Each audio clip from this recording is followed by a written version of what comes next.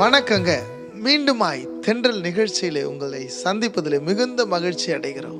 What a joy to worship the Lord with the family in God's presence. ஆமென்.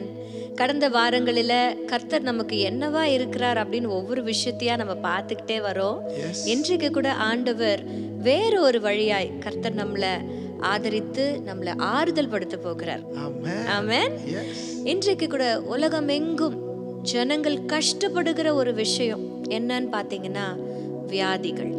ஒன்று ரெண்டுன்னு சொல்ல முடியலப்பா, lots of disease. அப்படின்னா என்ன சொல்றது, நம்முடைய சரீரம் நல்லா இருக்கிறத அந்த சுகத்தை இழந்து போகிறது தான் வியாதிகள். ஆமா, எனி லாஸ் ஆஃப் ஃபங்க்ஷன், அதாவது நம்மளுடைய சாதாரணமாய் செயல்படக்கூடிய நம்முடைய சரீரம் செயல்பட முடியாமல் போகும் பொழுது தான் வியாதிகள் வருகிறது. இன்றைக்கு பார்த்தீங்கன்னா எவ்வளவு ஹாஸ்பிட்டல்ஸ், எங்கே திரும்பினாலும் ஹாஸ்பிட்டல்ஸ். ஏன் இத்தனை ஹாஸ்பிட்டல்ஸ்? அவ்வளவு நோய், அவ்வளவு நோயாளிகள். It has become a big market now, hospitals. It has become an organized industry ன்னு கூட சொல்ல முடியும். காரணம், ஜனங்கள் அவதிப்படுகிறார்கள். ஒரு வலி வந்துருச்சுன்னா, ஒரு வியாதி வந்துருச்சுன்னா அவர்கள் திகைத்து போகிறாங்க. எவ்வளோ இருந்தாலும் அந்த வலியோ ஒரு வியாதி அவர்களுக்கு வரும் பொழுது they are losing everything. அவங்க மனசே உடஞ்சு போய் நிற்கிறத பார்க்குறோம். இன்னைக்கு கூட நிறைய பேர் இதில் பாதிக்கப்பட்டு இருக்கிறதுனால தான் கர்த்தர் நம்முடைய இருதயத்தில் இப்படி ஏவி இருக்கிறார். நீங்க எந்த நோயில இருந்தாலும் சரி, எவ்வளவு பயங்கரமான பலவீனத்துல நீங்கள் இருந்தாலும் சரி, இன்றைக்கு கர்த்தர் பரிகாரியாக நம்மிடத்துல வெளிப்பட போகிறார். ஆண்டவர் சொல்லுகிறார், நானே உன் பரிகாரியான கர்த்தர். நானேன்னு சொல்லுகிறவர் உன்னை பார்த்து சொல்லுகிறார், உன் பரிகாரியான கர்த்தர். ஆமென். கொஞ்ச நேரம் பாடி இந்த பரிகாரியான கர்த்தருக்கு மகிமையை செலுத்த போகிறோம். இதுவரையில உங்க லைஃப்ல நிறைய நோய்களிலிருந்து, வியாதிகளிலிருந்து ஆண்டவர் விடுவிச்சிருப்பார்ல, அந்த எல்லா மோமெண்ட்ஸையும் நினைச்சு பார்த்து ஆண்டவருக்கு நன்றி சொல்லி, கொடுத்த சுகத்திற்காய் நன்றி ஆண்டவரேன்னு சொல்லி அவரை மகிமைப்படுத்த போறோம். ஒருவேளை வியாதி நிமித்தமா நீங்க சுகத்துக்காக காத்திருப்பீங்கன்னா தைரியமா சந்தோஷமா கர்த்தரை மகிமைப்படுத்துங்க. நிச்சயமாகவே பரிகாரியான கர்த்தர் உங்கள் நோய்களை எல்லாம் குணமாக்குவார். ஆமென். பாடலாமா? இயேசு என் பரிகாரி, இன்ப இயேசு என் பரிகாரி, என் ஜீவிய நாட்களெல்லாம் இன்ப ராஜா என் பரிகாரி.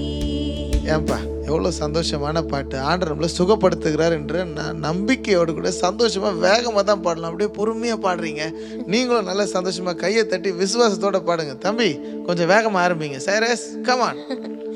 இயேசு என் பரிகாரி, இன்ப இயேசு என் பரிகாரி, என் ஜீவிய நாட்களெல்லாம் இன்ப ராஜா என் பரிகாரி, என் ஜீவிய நாட்களெல்லாம் இன்ப ராஜா என் பரிகாரி. சேர்ந்து பாடுங்க சைரஸ். வார்த்தைகள் எந்த மருந்து, காயங்கள் எந்த ஔஷதம், வார்த்தைகள் எந்த மருந்து, காயங்கள் எந்த ஔஷதம், இயேசு ரத்தம் பிசின் தைலமே, அது நித்தம் சுகமாக்குமே. உங்களை இயேசுவின் ரத்தம் சுகமாக்கும். இயேசு ரத்தம் பிசின் தைலமே, அது நித்தம் சுகமாக்குமே. சந்தோஷமா? இயேசு என் பரிகாரி, இன்ப இயேசு என் பரிகாரி, என் ஜீவிய நாட்களெல்லாம் இன்ப ராஜா என் பரிகாரி, என் ஜீவிய நாட்களெல்லாம் இன்ப ராஜா என் பரிகாரி. ஏற்கனவே பாடுகளோட தான் இருக்கிறோம். இப்போ வேற கையை தட்டி பாடு நீங்க வேற சொல்லிட்டு இருக்கிறீங்க. நிறைய பேர் இப்போ மனசுல நினைச்சுக்கிட்டு இருக்கிறாங்க. வலி வருத்தம் இல்லாம இயலாம என்ன பண்றதுன்னே தெரியல. பாடு வந்தா நான் கற்றுக்கொண்ட ஒரு விஷயத்த, ரகசியத்தை உங்களுக்கு சொல்றேன், கேட்டுங்க. பாடு வந்தா பாடு, பாடுகள் மத்தியில பாடுங்க. எல்லா பாடுகளும் பலவீனங்களும் மாறும். ஏன்னா டாக்டர்ஸ் கூட சொல்வாங்க, சிம்பிளா ஒரு விஷயம் பேசுவாங்கல்ல, அதாவது நோயிலிருந்து நான் வெளியில வந்துருவேன் அப்படிங்கிற அந்த வில் பவர் இருக்கிறவங்க சீக்கிரமா ரெக்கவர் ஆவாங்க. ஓ வாவ். ஆமா. சோ மனசளவுல ஆண்டவர் என்ன சுகமாக்குவார், இந்த நோயிலிருந்து நான் நிச்சயமா வெளியில வருவேன், I will be healed in the name of Jesus அப்படிங்கறத நீங்க ப்ரொனவுன்ஸ் பண்ணும் பொழுதே பாதி சுகத்தை ஆண்டவர் நமக்கு தருவார். கர்த்தரை நம்புகிற யாவரையும் அவர் கைவிடுகிறதே இல்லையாப்பா, வசனம் தான் சொல்லு. ஆமா. இப்போ சமீபத்துல ஒரு மூத்த தேவ ஊழியர்கிட்ட ஒரு கேள்வி கேட்கப்பட்டுச்சு. ஐயா, உங்களுக்கு சுகர் இருக்கா அப்படின்னு கேட்டாங்க. அந்த ஊழியக்காரர் சொன்னாரு, நான் அதெல்லாம் சொல்ல மாட்டேன், ஆனா நான் மருந்து சாப்பிடுறேன் அப்படின்னு சொன்னாரு. என்னன்னா, சுகர் இருக்கு அப்படின்னு நான் என் வாயால நான் சொல்ல மாட்டேன். உடனே அவர் சொல்றாரு, I am healed by the blood of Jesus Christ அப்படின்ற ஒரு வார்த்தை சொல்லிட்டு மருந்து சாப்பிடுறேன் அப்படின்றது மாத்திரம் அவர் சொன்னாரு. ஏன்னா நம்ம வாயிலிருந்து புறப்பட்டு வருகிற ஒவ்வொரு வார்த்தையும் has power. ஏன்னா வார்த்தையில கர்த்தர் அதிகாரத்தை வைத்திருக்கிறார், ஜீவனுக்கும் மரணத்துக்கும். நான் சுகமானேன் அப்படின்னு நீங்க சொல்லணும். ஐ வில் பி ஹீல்ட் அப்படின்னு நீங்க சொல்லுங்க. ஒவ்வொரு முறையும் நீங்க பலவீனப்படும் போதெல்லாம் சொல்லுங்க, என்னுடைய பலவீனத்துல உம்முடைய பலன் பூரணமா விளங்கும் நீங்க சொல்லணும். சொல்லும் பொழுதுதான் அதை நீங்க அறிக்கையிடுறீங்க, அதுல ஜீவன் இருக்கிறது. You will be healed. Amen. பாடலாமா? சுகமானேன் சுகமானேன் தழும்புகளால் சுகமானேன், என் குடும்ப மருத்துவர் நீரே. அவர்தான் நம்ம ஃபேமிலி டாக்டர். சுகமானேன் சுகமானேன் தழும்புகளால் சுகமானேன், என் குடும்ப மருத்துவர் நீரே. நன்றி நன்றி ஐயா. Today you will be healed. கோடி கோடி நன்றி ஐயா. சரி, சேர்ந்து பாடுங்க. நன்றி நன்றி நன்றி ஐயா. கோடி கோடி நன்றி ஐயா. ஆண்டவர் கொடுக்க போகிற சுகத்திற்காக ஆமென். முன்கூட்டியே இன் அட்வான்ஸ் அவருக்கு நன்றி சொல்லி இன்னைக்கு நீங்க பாட போறீங்க. எங்க கூட சேர்ந்து பாடுங்க. நன்றி நன்றி இயேசுப்பா, நீங்க கொடுக்க போகிற சுகத்திற்காய் நன்றி அப்படின்னு சொல்லி பாடுங்க. ஆமென். பாடலாமா? நன்றி நன்றி ஐயா. கோடி கோடி நன்றி ஐயா. நன்றி நன்றி அப்பா. இந்த நேரத்துல என் ஜனத்துக்கு உம்முடைய தழும்புகளினாலே ஒரு குணத்தை, ஒரு சுகத்தை கட்டளையிடுங்க அப்பா. நன்றி நன்றி ஐயா. கோடி கோடி நன்றி ஐயா. Today we are going to see the God who is the greatest doctor and the healer. ஆண்டவர் இந்த உலகத்துல சுற்றி திரிந்த பொழுது நன்மைகளை செய்கிறவராகவே சுற்றி திரிந்தார். அந்த நன்மையில பிரதானமான நன்மை, many people can see God as a teacher. நல்ல போதகரே அப்படின்னு சொல்றாங்க. ஆமா, அவர் ஒரு டீச்சராக தம்மை வெளிப்படுத்தினார். அதோடு கூட நிறுத்தி கொள்ளாம he was the best doctor. தம்மை சுகப்படுத்துகிறவராக அவர் வெளிப்படுத்தினார். அதுவும் இயேசு சுவாமி கொடுத்த சுகம் எப்படின்னா, ரொம்ப ஒரு வித்தியாசமான ஒரு சுகம். எப்பவுமே நம்மளுக்கு ஒரு தலைவலினா நம்ம உடனே என்ன பண்ணுவோம், ஒரு மாத்திரை எடுத்து, ஒரு பாராசிட்டமால் மாத்திரை எடுத்து வாயில போட்டுப்போம். போட்டுட்டு வெயிட் பண்ணணும். எவ்வளவு நேரம் வெயிட் பண்ணணும்? மினிமமா ஒரு அரை மணி நேரமாவது ஆகும் அந்த மாத்திரை உள்ள போய் வேலை செய்யறதுக்கு. ஆனா அந்த அரை மணி நேரமும் அந்த தலைவலியில நம்ம கஷ்டப்பட்டு தான் ஆகணும். நிறைய பேருக்கு விஷயங்கள் தலைவலி இல்லம்மா, அவர்களுடைய தெரிஞ்ச உறவுகளா இருக்கிற மனிதர்கள் தான் தலைவலியா இருக்கிறாங்க. அந்த தலைவலி போகவே மாட்டேங்குதே. இன்றைக்கு நிறைய விஷயங்கள்னால நம்மளுக்கு இப்போ சமீப நாட்களில் நம்ம மெடிக்கல் ஃபீல்டில் சொல்கிற ஒரு விஷயம் என்னென்னா, எல்லாத்துக்கும் காரணம் கிருமிகள் எல்லாம் அல்ல. முன்னாடிலாம் வந்து கிருமிகள்னால தான் டிசீசஸ் வரும். இப்போ கிருமிகள் ஒரு பக்கம் இருக்க, அதை விட பயங்கரமான ஒரு கிருமி இருக்குது. என்னன்னு கேட்டா ஸ்ட்ரெஸ் அப்படிங்கிற ஒரு கிருமி. அந்த ஸ்ட்ரெஸ், அந்த மன அழுத்தம், மனசுல இருக்கிற அந்த அழுத்தம் உடம்ப ஒண்ணுமில்லாம ஆக்குது. ஆனா ஆண்டவருடைய சுகம், அதாவது நம்ம இப்ப கிடைக்கிற சுகம்லாம் கொஞ்ச நாள் நேரம் வெயிட் பண்ணணும், கொஞ்ச நாள் வெயிட் பண்ணணும், ரெக்கவரிக்கு ஒரு டைம் ஆகும். ஆனா ஜீசஸ்னுடைய சுகத்தை பாத்தீங்கன்னா இப்படி.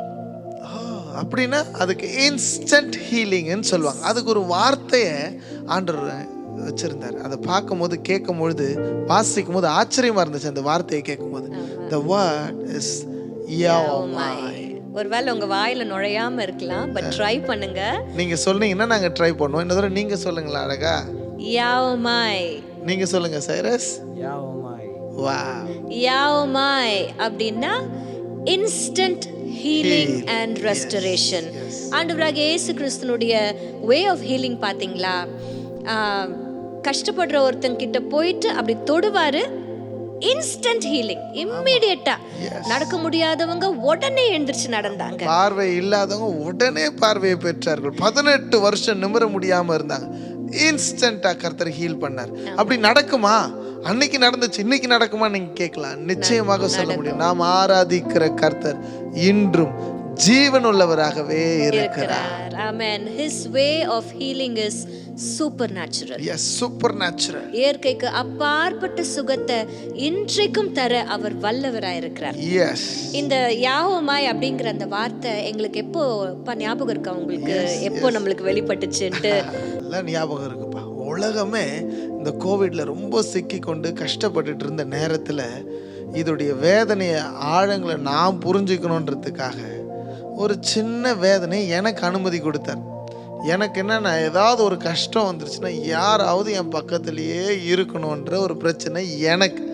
எங்கள் வீட்லையா நிறைய பேர் வந்துக்கிட்டே இருப்பாங்க. அந்த நேரத்தில் ஜெசிமா பக்கத்துலேயே இல்லை. அப்போது வந்து ஜெசிமா என் பக்கத்தில் உட்காந்துக்கோன்னு சொன்னால் அவள் கேட்கவே இல்லை. அப்போ தான் நான் ஒரு ஜெபத்தை ஏறெடுத்தேன். என்ன ஜெபம் தெரியுமா?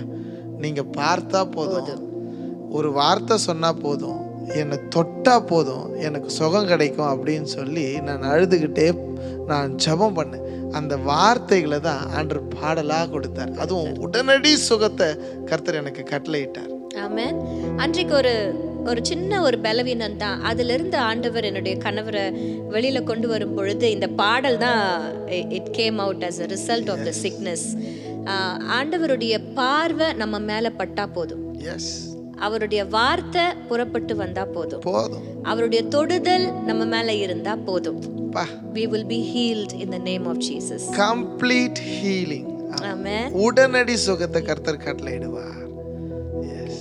நீர் பார்த்தால் போதுமே, உந்தனின் இரக்கம் கிடைக்குமே, நீர் தொட்டால் போதுமே, சுகம் அங்கு நடக்குமே, ஒரு வார்த்தை போதுமே, தேசத்தின் வாதைகள் நீங்குமே, சிலுவையில் சிந்தின ரத்தமே என்னை மன்னித்து மீட்குமே.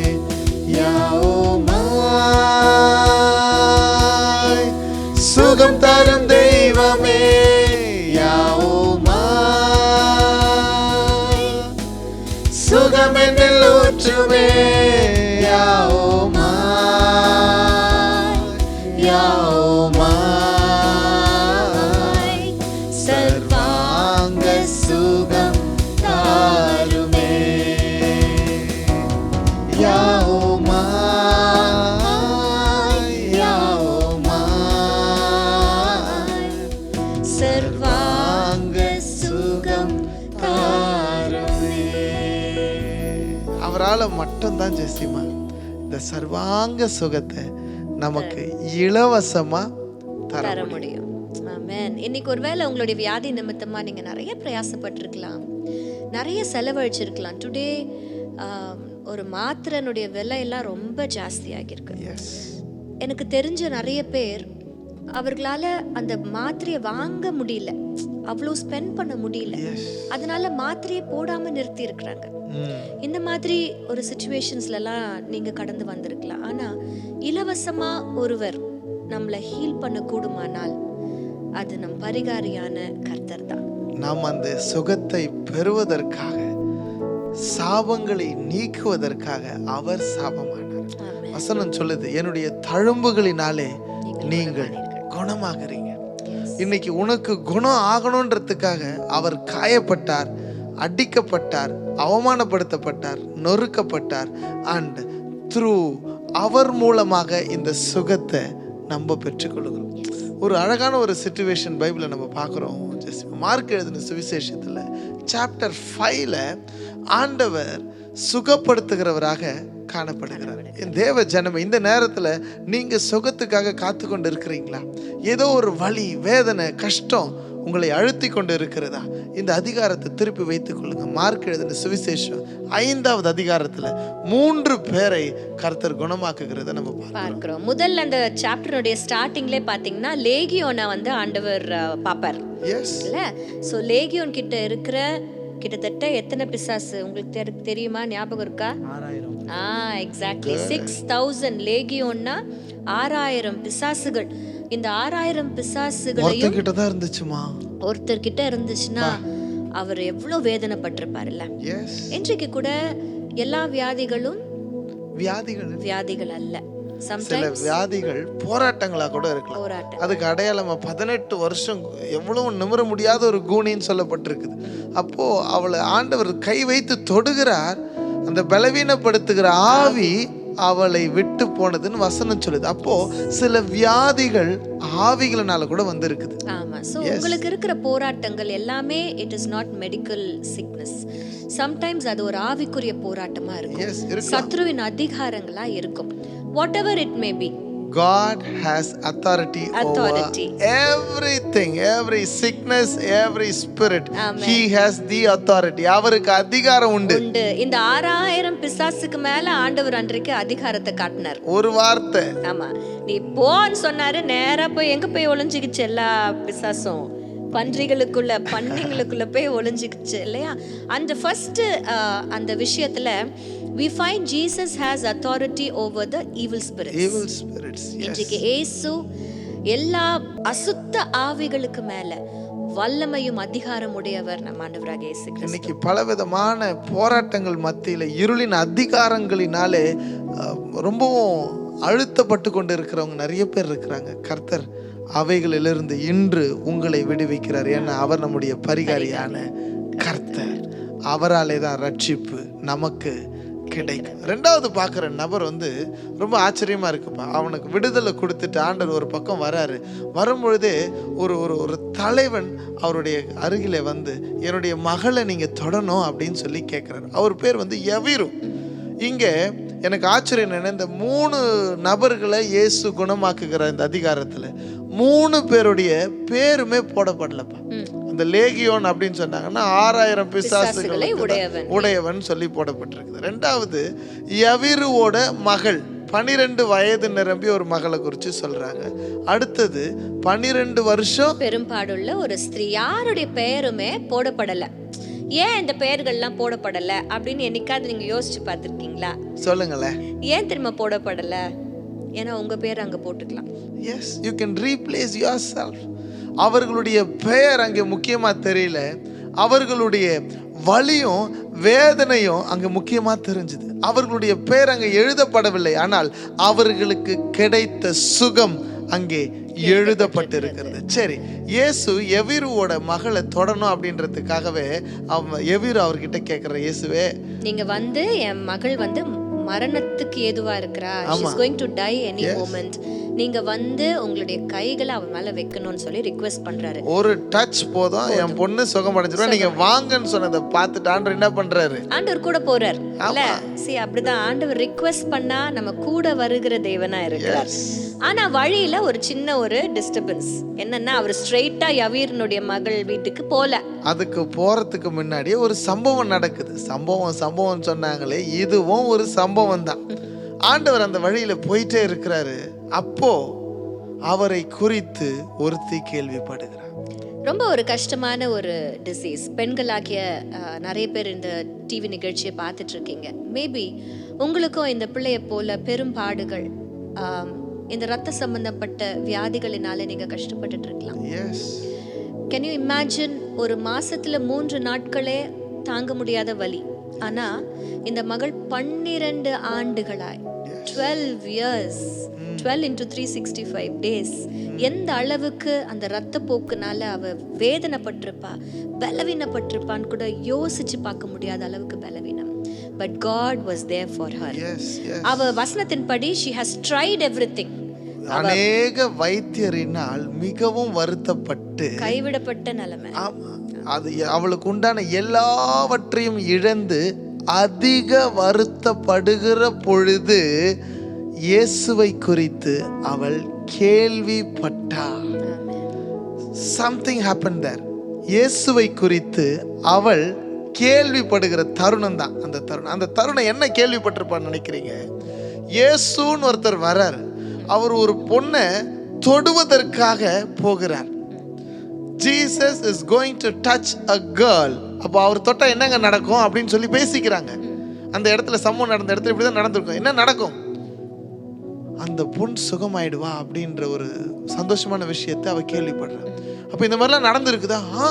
இயேசுவை தொட்ட யாவரும் சுகமடைந்தார்கள் அப்படின்னு சொல்லி பேசிக்கிறாங்க. வசனத்திலையும் அப்படிதான் சொல்லுது. சரி, இயேசுவை யாராவது தொட்டாங்கன்னா அவங்க சுகம் பெற்றிருக்கிறாங்களா? ஆமா, அவங்களும் இயேசுவை தொட்டவர்களும் சுகம் பெற்றிருக்கிறாங்க.